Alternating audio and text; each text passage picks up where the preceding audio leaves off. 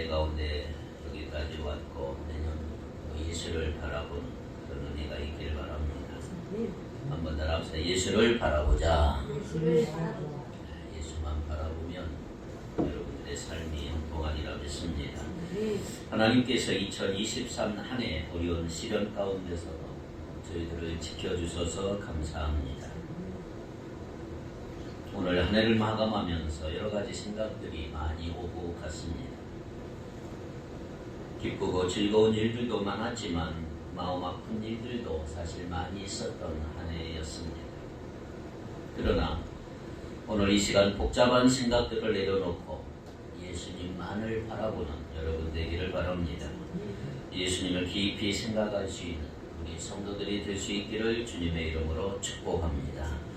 자, 이를 바탕으로 2024년에 한 단계 더 도약이 이루어지는 여러분의 삶이 되기를 바랍니다. 첫째로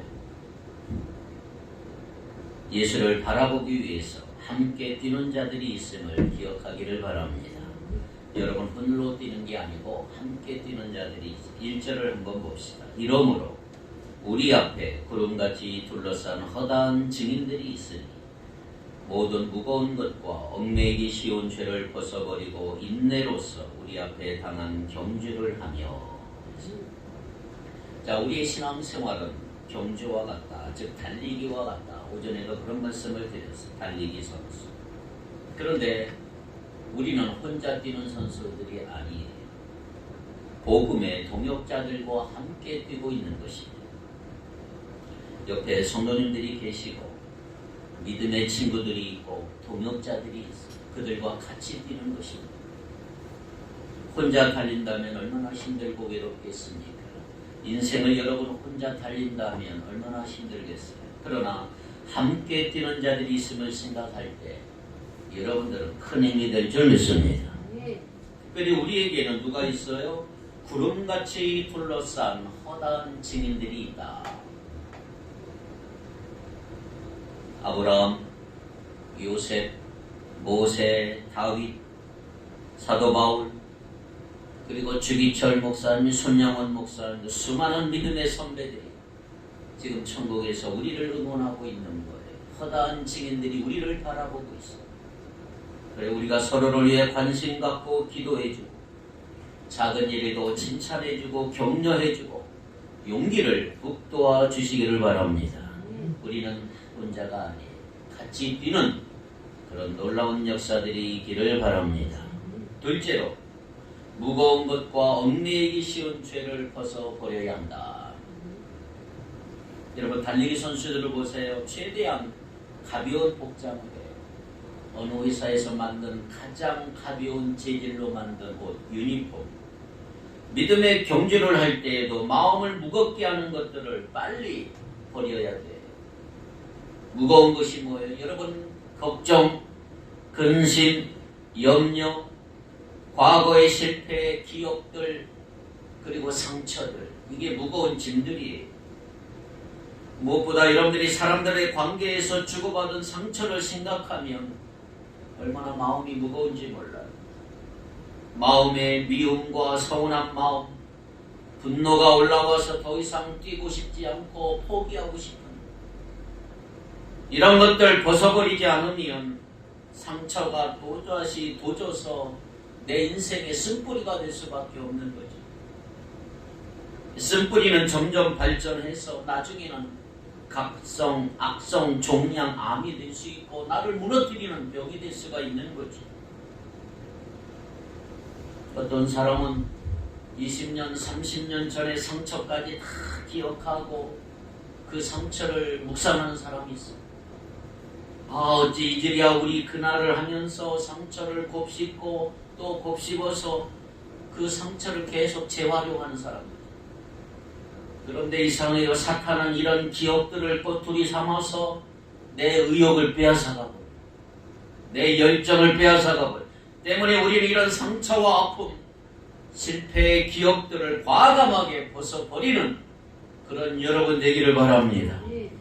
요셉이 형들에 대한 상처를 벗어버리지 못하고 형들만 생각하면 머리가 지근지근하고 나쁜 형아들, 나를 본주고 팔아버리는 아주 나쁜 형아들, 복수의 칼만 갈고 있었다면 요셉은 결코 애굽의 총리가 될 수 없었을 거예요.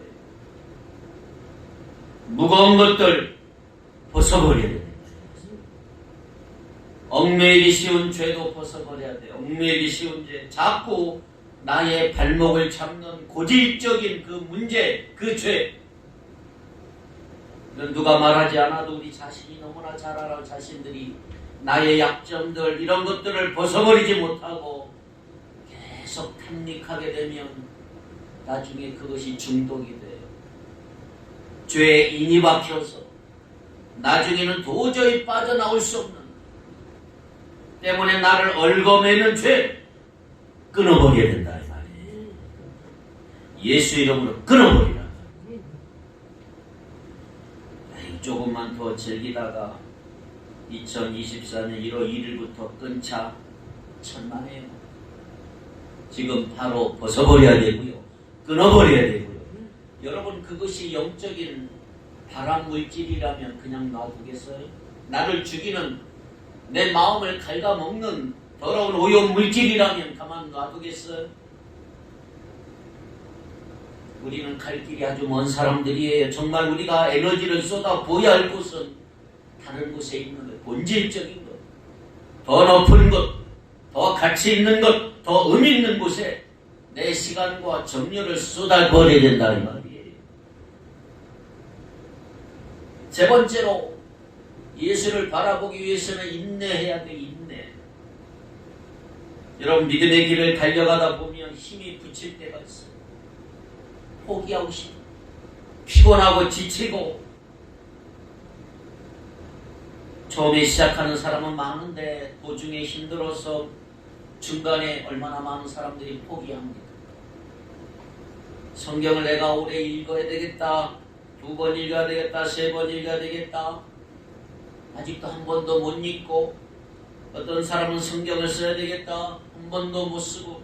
저도 지금 중간에 포기하고, 중간에는 기도 생활, 전도, 영어 공부, 악기 연주, 연초의 의욕을 가지고 시작을 했는데 도중에 바쁘다는 핑계로 여러 가지 이유로 그냥 놓아버렸어.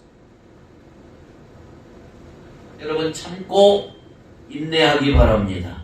다시 시작해야 돼요. 다시. 그럼 마라톤 선수들에게 가장 힘든 것이 뭐냐? 인내다. 계속 42.19km 계속 달리다 보면 도저히 더 이상은 달릴 수 없을 것 같은 죽음의 점, 4점, 데스포인트가 있대요. 데스포인트.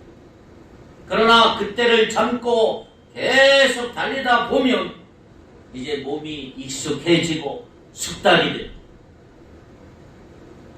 나중에 성장한 기쁨, 성취한 기쁨, 그 기쁨을 맛보게 돼요. 여러분, 마지막에 승리하는 사람은 능력이 많은 사람이 아니라 참고 인내하는 사람이에요. 여러분, 올 한 해 그렇게 왔으면 내년에도 참고 인내하는 역사들이 여러분에게 있기를 바랍니다. 예수님도 이렇게 말씀하셨어요. 누가복음 8장 15절에 좋은 땅에 있다는 것은 착하고 좋은 마음으로 말씀을 듣고 지키어 뭐로? 인내로 결실하는 자니라. 누가복음 21장 19절 너희의 인내로 너희 영혼을 얻으리라. 야고보서 1장 4절에 뭐라고 그랬어요? 인내를 온전히 이루라. 이는 너희로 온전하고 구비하여 조금도 부족함이 없게 하려 함이라. 인내. 인생을 살면서 인내가 얼마나 중요한지요. 자, 그렇다면 우리가 힘들어도 참고 인내해야 될 이유가 어디 있을까요? 가장 중요한 것은 예수님이 인내하셨기 때문이에요. 자, 2절, 오늘 본문 2절에 이렇게 되어 있어요. 믿음의 주요 또 온전하게 하신 예수를 바라보자. 그는 그 앞에 있는 기쁨을 위하여 십자가를 참으사 부끄러움을 개의치 아니하시더니 하나님 보좌 우편에 앉으셨느니라. 예수님은 믿음의 창설자요 완성자 되시는 거예요. 예수님께서 믿음의 경주의 가장 이상적인 롤 모델이란 말이에요. 자, 어떻게 예수님은 믿음의 길을 달려갔을까요? 한번 생각해 보세요. 예수님은 전능하신 하나님의 아들이에요. 하나님의 아들이라고 뭐 축지법을 썼나요? 아니요. 예수님도 인내하셨어요. 끝까지. 어느 정도로 인내하셨어요? 십자가까지 참으셨단 말이에요. 십자가. 그 당시 최고의 고통스러운 사형틀. 예수님은 십자가의 양손과 양발이 다 대못에 막혀 물과 피를 다 쏟고 돌아가셨습니다. 십자가에서 숨이 끊어지기까지 참으셨습니다. 수많은 죄수들이 십자가의 고통이 너무 심해서 온갖 저주와 욕설을 다 퍼붓는다죠. 그런데 예수님은 그 무시무시한 십자가의 고통을 끝까지 참으셨습니다. 육체적인 고통만이 아니라 정신적인 고통도 참으셨다. 2절에 보니까 예수님은 뭐도 개의치 않으셨다? 부끄러움을 개의치 않으셨다.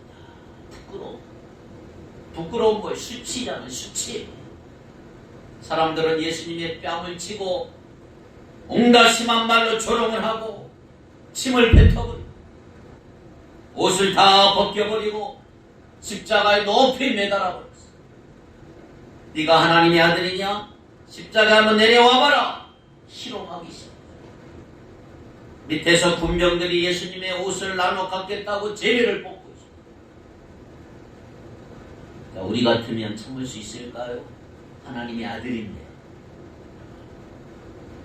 저 같으면 도저히 못 참을 것 같아요.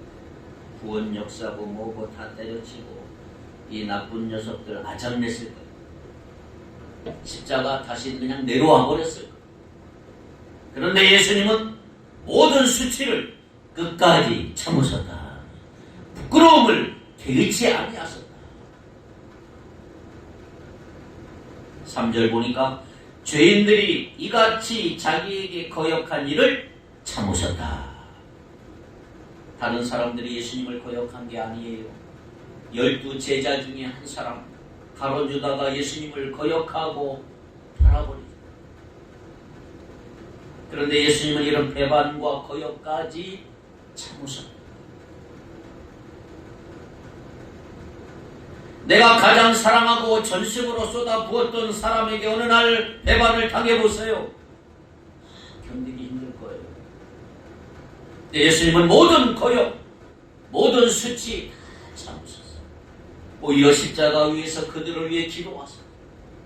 누가복음 23장 34절에 이에 예수께서 이르시되 아버지여 저희를 사하여 주옵소서 자기들이 하는 것을 알지 못함이니이다. 예수님은 원수들을 용서하며 참으셨어요. 사랑하며 참으셨어요. 그들을 위해서 기도하며 참으셨어요. 그렇게 하셨을 때 어떤 일이 일어났습니까? 2절 하반절 하나님 보좌 우편에 앉으셨다. 영광스러운 모습으로 부활하셨다. 하나님의 그를 지극히 높여 모든 이름 위에 뛰어난 이름을 주셨다. 하늘에 있는 자들과 땅에 있는 자들과 땅 아래에 있는 자들로 모든 무릎을 예수의 이름에 꿇게 하셨다. 모든 입으로 예수 그리스도를 주라 시인하여 하나님 아버지께 영광을 돌리게 하셨다. 할렐루야. 예수님이 십자가를 참으신 것은 어리석은 게 아니고 위대한 것입니다. 부끄러움을 개의치 않으신 것은 힘이 없어 무력한 게 아니고 진정 강한 거예요. 예수님은 패배자가 아니고 승리자다. 이 예수님을 우리가 바라보자. 3절에서는 예수님을 생각하라. 거역한 일을 참으신 일을 생각하라. 예수를 바라보자. 예수를 바라보고 예수님을 생각하는 그런 한 해가 되기를 축복합니다. 12시 넘었으니까 새해 복 많이 받으시기 바랍니다. 옆 사람 인사합시다. 우리 새해 복 많이 받으십시오. 새해는 누구만 바라봐요? 예수님만 바라보기를 바랍니다. 상처와 아픔으로 말하자면 예수님만한 사람이 어디 있겠어요? 예수님보다 더 상처받은 사람이 있겠습니까? 억울하고 서운한 일로 따지자면 예수님만큼 서운하고 상처 많은 분이 없을 거예요. 내가 받은 상처와 아픔, 서운한 마음, 억울한 일 아무것도 아니에요. 예수님은 모든 것 참고 인내하셨기 때문에 인류 구원 역사를 완성하셨다. 자신도 하나님 보좌 우편에 앉으시는 영광을 얻으신 줄 믿습니다. 자, 올해부터 여러분들 좀 다른 사람 바라보지 마십시오. 다른 사람과 비교하지 마십시오. 오직 예수님만 바라보기를 바랍니다. 예수님께 눈을 고정시키십시오. 예수님만 생각하십시오. 예수님께 좀 사랑에 빠져보세요. 예수님을 깊이 묵상해보세요. 예수님이 얻으신 승리의 영광을 한번 묵상해보세요. 예수님의 고난의 영성, 인내의 영성, 부활의 영성을 한번 묵상해보세요. 하나님이 주실 진정한 상급 한번 바라보시기를 바랍니다. 고린도후서 4장 18절 고린도후서 4장 18절 우리가 주목하는 것은 보이는 것이 아니요 보이지 않는 것이니 보이는 것은 잠깐이요 보이지 않는 것은 영원함이니라. 여러분, 세상 사람들은 눈에 보이는 것, 눈에 잡히는 것에 목숨 걸고 집착하잖아요. 때문에 자꾸 피곤하고 지치고 서운함과 쓴뿌리를 품게 됩니다. 그러나 여러분, 보이는 것은 잠깐, 보이지 않는 하나님의 영광, 하나님의 칭찬과 상급은 영원하다.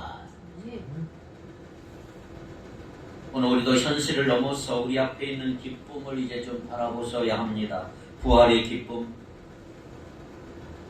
영원한 하나님 나라의 기쁨, 생명의 면류관을 바라보십시오. 그때 어떤 모순도 어떤 잘못도 참을 수가 있고 누구도 용서할 수가 있고 누구도 이해하고 품고 사랑할 수가 있어요.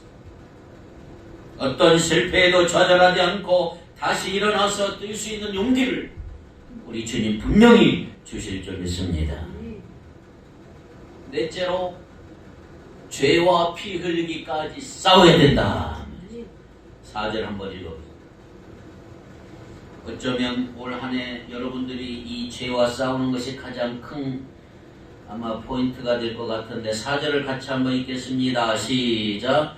너희가 죄와 싸우되 아직 피 흘리기까지는 대항하지 아니하고. 1절 보세요. 1절을 보니까 이렇게 되어 있죠. 이러므로 우리에게 구름같이 둘러선 허다한 증인들이 있으니 그 다음에 모든 무거운 것과 얽매이기 쉬운 죄를 벗어버리고.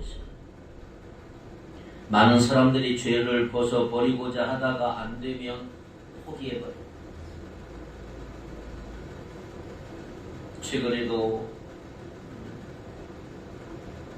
가까운 목숨들이 그냥 스스로 포기하는 인생들이 많아지죠. 절대로 여러분 포기하지 마십시오. 왜? 죄를 벗어버리는 것은 죄와의 전쟁이기 때문에. 죄와의 전쟁. 여러분, 전쟁에서는 적당히가 없어요. 스포츠 운동 경기는 무승부가 있지만 전쟁에서는 무승부 없어요. 여러분, 지금 우크라이나나 러시아 전쟁하고 있는데 무승부를 안 나가. 어느 한쪽이 져야 게임이 끝나는 거예요. 이스라엘 팔레스타인 전쟁 무승부가 없어요. 죽느냐 사느냐 둘 중에 하나 때문에 필사적으로 죽을 각오로 싸우는 거예요. 그래서 사도 바울은 로마서 8장 13절에 너희가 육신대로 살면 반드시 죽을 것이로되 영으로서 몸의 행실을 죽이면 산다. 우리는 몸의 행실을 철저히 십자가에 못 박아버려요. 날마다 죄악된 습관과 싸워야 돼요. 피 흘리기까지 싸워야 돼요. 나의 약점, 마귀는 기가 막히게 앉아. 그거 물고 드러나는 거예요. 그래서 내가 죄를 짓는 거예요. 우리의 힘과 의지로만 싸운 게 아니고 성령의 능력을 의지해서 싸우시기 바라요. 그때 성령께서 도와주셔서 죄와의 전쟁에서 승리하게 하실 줄 믿습니다. 저도 많이 기도하겠습니다. 올 한 해 여러분 죄와의 싸움에서 결코 지지 말고 이기는 여러분 되기를 바랍니다.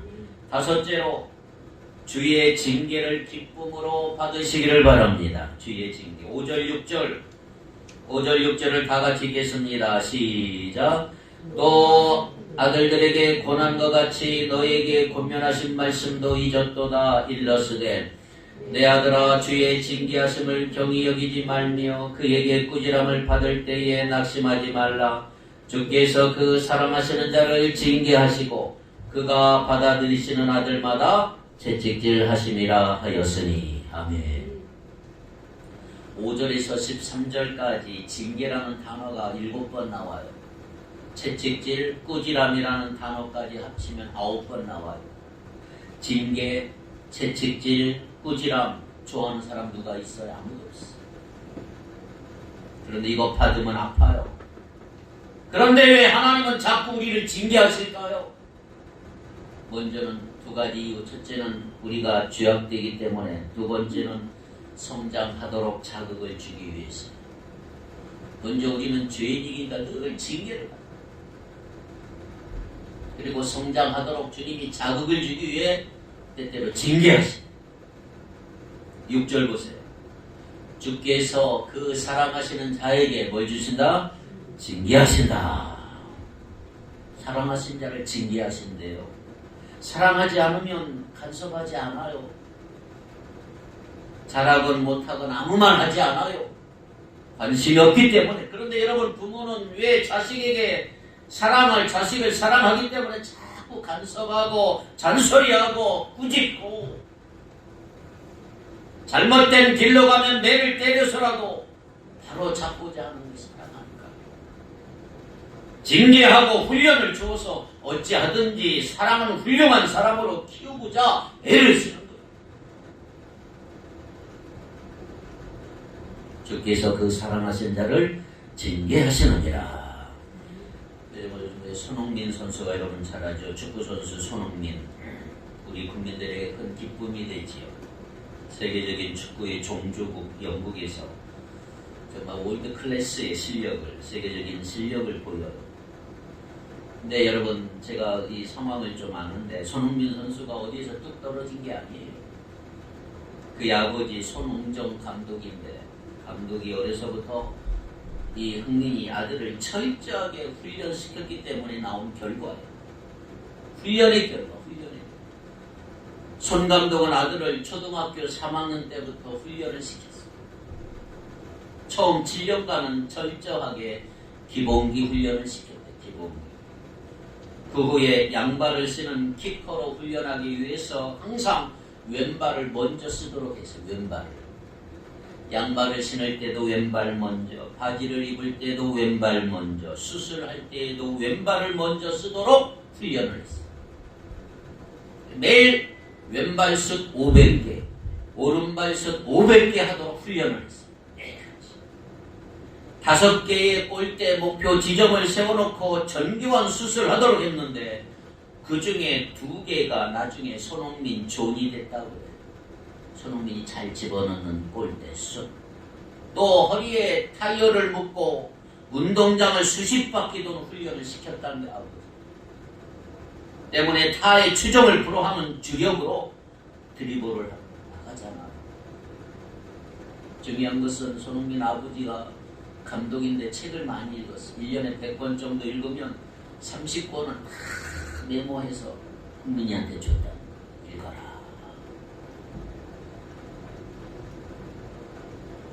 하나님은 우리에게 이 시대에 영성 있는 지도, 내면성 있는 목자, 월드 클래스의 성경 선생으로 우리를 키우기를 원한다 이 말이에요. 이를 위해서 우리를 뭐한다? 징계하신다. 훈련하신다. 연단하신다. 그런데 어떤 사람들은 무슨 일만 시키면 짜증부터 내는 거예요. 주의 징계하심을 경히 여기지 마세요. 하나님의 훈련을 감사함으로 받기를 바랍니다. 여러분 베드로를 한번 보실까요? 예수님은 베드로를 누구보다 사랑하셨기 때문에 분명한 복음 정신을 갖도록 훈련을 했어요. 베드로가 예수님을 그리스도로 고백해서 점수를 많이 땄어요. 저는 그리스도시요 살아계신 하나님의 아들입니다. 예수님이 너무나 기쁜 거예요. 그런데 예수님이 십자가 지시겠다고 하시니까 그만 베드로가 머리가 뿅 갔어요. 심하게 반발을 했어요. 아니 됩니다 예수님. 그때 예수님이 이렇게 말씀하셨어요. 사탄아 내 뒤로 물러가라. 네가 하나님의 일을 생각하지 아니하고 도리어 사람의 일을 생각하는도다. 호되게 꾸지람을 했어요. 예수님께서 베드로를 이처럼 영적으로 징계하시고 분명하게 훈련하셨기 때문에 나중에 베드로가 영적인 가치관이 확실하게 세워졌다는 말이에요. 이후로 예수님의 수제자로 성장하지 않습니까? 작년 한 해 돌아볼 때 좋은 일만 있었던 거 아니잖아요. 때로 너무나 힘들고 어려울 때도 있었고 죄 때문에 하나님이 징계하실 때도 있었을 거예요. 때때로 내 잘못이 아닌데 애매하게 고난 받을 때도 있었어요. 이기적인 사람들 때문에 마음고생하고 잘못 일 때도 있었어요. 직장에서나 교회에서나 오해를 받아 고생할 때도 있었어요. 하나님의 사랑의 훈련으로 영접하지 못하면 이런 마음이 어그러질 수가 있는 거예요. 그래서 12절 13절 한번 다 같이 읽어봅니다. 12절 13절 시작. 그러므로 피곤한 손과 연약한 무릎을 일으켜 세우고 너희 발을 위하여 곧은 길을 만들어 저는 다리로 하여금 어그러지지 않고 고침을 받게 하라. 아멘.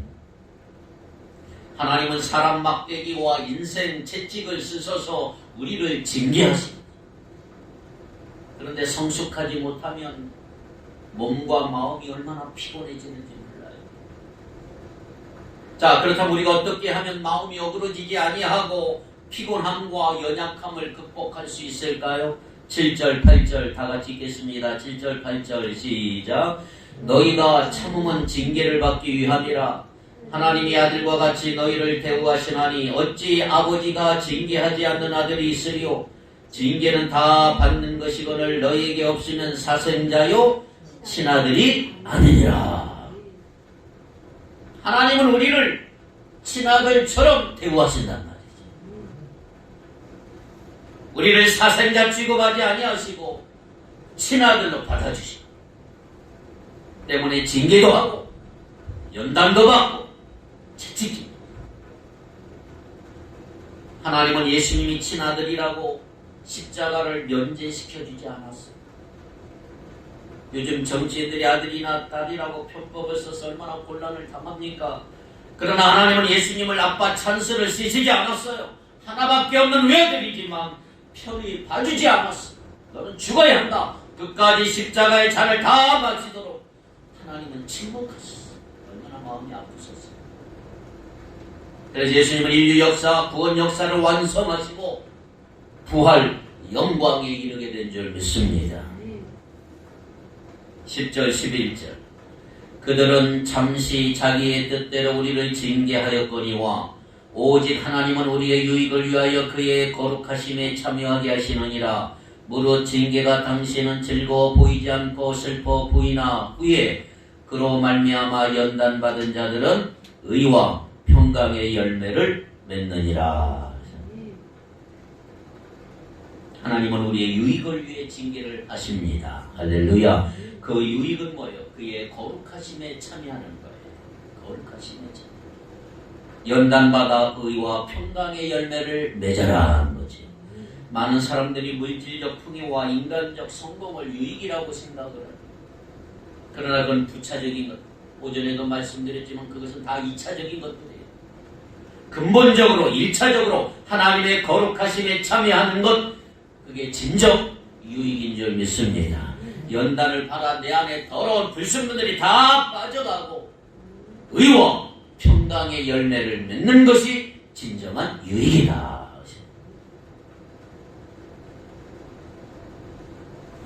결론을 짓겠습니다. 우리가 믿음의 경주를 하다 보면 힘들고 지치고 피곤하고 주저앉고 싶을 때가 얼마나 많이 있겠습니까? 영적으로도 상처받고 마음이 힘들어서 의욕이 생기지 않을 수도 있지요. 그때 우리는 올 한 해 예수님만 바라보기를 바랍니다. 예수님은 누구보다 많은 상처와 아픔을 겪으신 분이에요. 그래서 우리를 다 이해하세요. 십자가를 참으신 주님, 부끄러움을 개의치 않으셨던 주님, 모든 고난을 묵묵히 감당하셨던 주님, 그때 믿음의 결승점을 통과하시고 하나님 보좌 우편에 앉게 되신 예수님, 이 예수님을 바라보는 한 해 되십시오. 예수님을 생각하는 한 해 되시길 바랍니다. 피곤한 손과 연약한 무릎을 일으켜 세우십시오. 다시 일어나 믿음의 경주를 계속하시기를 바랍니다. 그때 주님의 거룩하심에 참여하고 의와 평강의 열매를 맺는 자들이 될 줄로 믿습니다. 믿음의 비밀을 간직한 위대한 하나님의 종들로 성장하고 예수님을 바라보고 2024년도 힘써 믿음의 경주를 감당하는 저와 여러분이 되기를 주님의 이름으로 축복합니다. 기도합시다. 거룩하신 하나님, 새로운 2024년 새해를 허락해 주셔서 감사합니다. 믿음의 주여 온전케 하신 예수를 바라보는 복된 한 해 되게 하여 주옵소서. 영성 있는 자로, 실력 있는 자로, 거룩한 자로, 의와 평강의 열매가 맺는 자로, 믿음의 경주자로 살아가는 축복의 성도들 다 되게 하여 주시옵소서. 예수님 이름으로 간절히 기도하옵나이다.